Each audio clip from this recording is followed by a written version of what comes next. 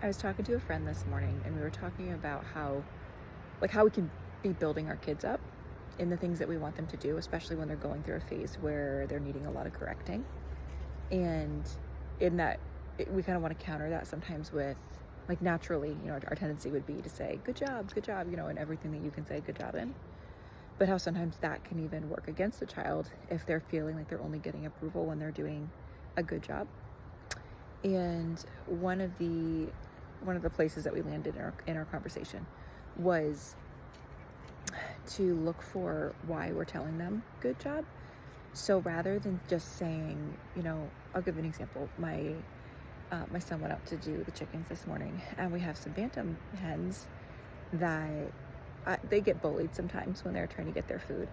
And I noticed my son being really careful. He was making sure that they were going to get food.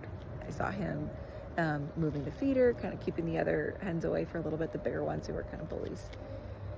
And I thought about telling him when he came in, like, hey, good job.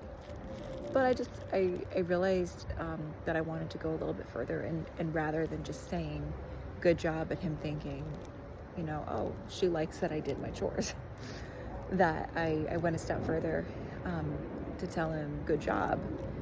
You are looking out for those who are weaker, and that's part of your job as a man. I saw that you did that.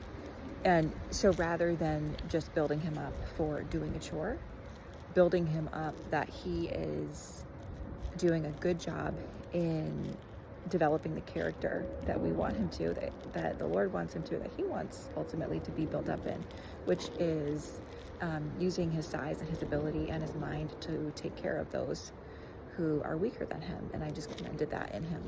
I have a toy in my hand that my dog really wants, but if she has it, she'll be squeaking it.